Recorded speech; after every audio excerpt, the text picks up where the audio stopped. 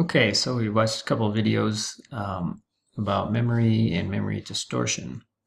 So overall, what does that tell us about the nature of memory is that it's not perfect. And one of the things emphasized is that information is stored in different areas of the brain. And when we retrieve the memory of an event, we're actually retrieving pieces of information related to that event from different areas of the brain. But along with that recall of information comes bits and pieces of related terms and concepts and such. So our recalled memories are probably never 100% accurate, but most of the time it does serve us pretty well. But it's good to know that memory is not perfect.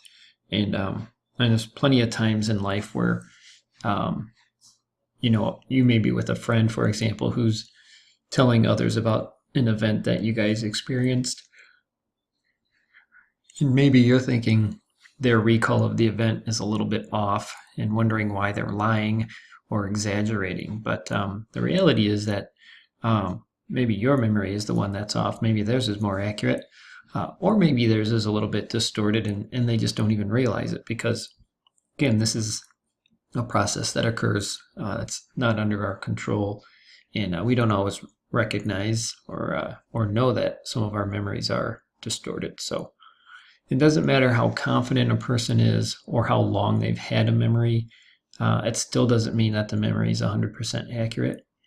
And what implications does this research have on false memories and eyewitness testimony and things of that nature? Well, it's a huge issue because memory researchers in the field of psychology and some other disciplines have, including criminal justice field, have worked together and identified lots of ways that memories are malleable and ways to improve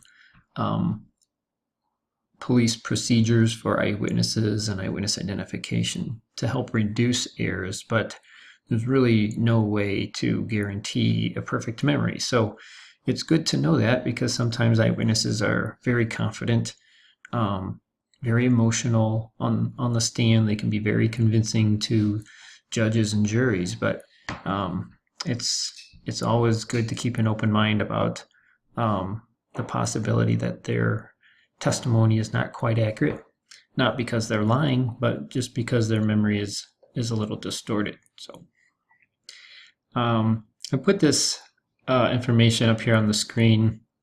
I always kind of go over these in my classes. And of course, I'm not requiring you to go to these sites, but these are sites that have a lot of information about wrongful convictions. And when you look at all the people who've been wrongfully convicted, at least the cases that we know of, who knows how many people are in prison who actually didn't commit crimes. But eyewitness identification or misidentification is the most common reason that people get falsely convicted of crimes. And again, those are eyewitnesses who generally don't have any reason to lie. Like, why would you want to lock somebody up who didn't commit a crime? You would, if you knew the person you picked out of a lineup wasn't the right person, you wouldn't choose them because you would want the police to continue looking for the person that you really think it is. So these are just honest mistakes because of the way memory works. But the Innocence Project is one of the most famous organizations, and you can go to their website and look at all the variety of cases. This group of people, mostly volunteers, lawyers, and such, have helped exonerate about 350 people, and you can review the cases, and it's just startling to see how many of these people have been in prison. Some of these, here's a guy who served 25 years in prison. Here's a 25, here's 25, here's 24, here's 14. Some of these people were actually on death row. So feel free to check that out. The cases are fascinating. Many of them are due to eyewitness misidentification. There are other reasons too, though. Sometimes people are forced to confess or are wore down so emotionally during long, lengthy interrogations that they actually start to think that they actually did commit the crime because they're so confused. So there's some false confessions here. But anyway, I wanted you to be aware of that. 350 cases that have been exonerated through DNA. We also have in Illinois, the Illinois Center for Wrongful Convictions, which is based out of Northwestern School of Law, and they have taken on a lot of cases, specifically in Illinois. They have a list of their clients, people who have been exonerated in Illinois. So feel free to check that out. There's quite a few of them on there. And then the other one that you might find interesting if you like this topic is the National Registry of Exonerations.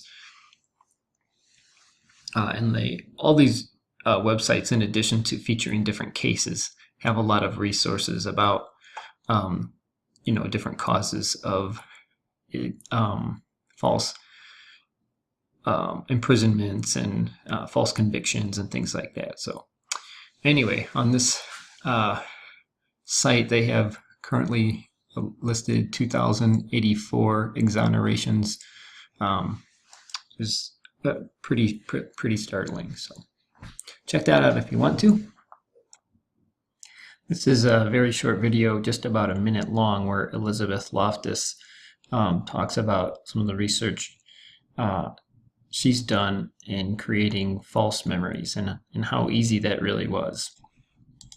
One of the things that I and my colleagues did is to try to get people to remember that they met and shook hands with Bugs Bunny at Disneyland. This would be impossible because Bugs is a Warner Brothers character and wouldn't be allowed at Disney. Okay. Yeah. So how do we get people to believe that? We give them an ad to evaluate. So here's a fake ad for Disney, and you can see Disney and the castle, and there's Bugs. And they review the ad. They just tell us how much they like it. Do they like the colors? Do they like the layout? But later on, when we say, tell us about one of your childhood trips to Disney. Which characters do you remember meeting? Do you remember meeting Mickey Mouse, Minnie Mouse, the Little Mermaid, Bugs Bunny? We will get lots of people to tell us they remember meeting Bugs. And then when they get pressed for details, they'll say they shook his hand, they'll say they touched his tail, they'll say he was eating, one said he was eating a carrot, one said, a few said he said... So it becomes real. It becomes real. They embellish it with detail, and it looks every bit like a real memory, even though it couldn't have happened. And so Loftus has done a variety of experiments getting people to recall being lost in a shopping mall as a child, even though it never happened, and all kinds of interesting things. And again, it just points to the fragility and malleability of memory. So we know sometimes people are recalling memories with a lot of confidence, and sometimes traumatic things even, and it doesn't mean that it's necessarily true. Now, most cases like that, there's other evidence in eyewitnesses to support their story from memory, so it's not an issue, but sometimes that's not the case. So people can dream about things years earlier, and then later recall the dream as actually an event that happened. Like they forget that it was actually a dream, and just a variety of ways that memories can play tricks on us. So we have to be cautious about jumping to conclusions if somebody says that they were somebody did something bad to them years ago, and they just now started having memories of it, like it was a repressed memory that resurfaced. And we have to kind of be really cautious about that, even though it may seem really vivid to them and emotional. You can't assume that the memory is correct, and that's tough because you don't want to assume that somebody is wrong about that, but at the same time you can't run out and accuse somebody of doing something to them based on that either. So it's a really difficult area in psychology, this idea of false memories, particularly repressed memories that people recover at some point that could be completely false or at least partly false. So children have very active imaginations, and they are very susceptible to false memory syndrome. But anybody with an active or vivid imagination would be more likely to experience false memories of some sort. So the last thing about this is the idea that people can go under hypnosis and recover repressed or hidden memories from their childhood, and that is just not true. A lot of errors made in the past under that premise, and a lot of lives ruined because of the accusations that against people that turned out to be false, based on false memories. So if you ever go to a psychologist, anybody who wants to put you under hypnosis to recover memories, I would just leave immediately, because we all know in psychology, as a modern science, that that's just no good. So this slide here kind of relates to what I was just talking about.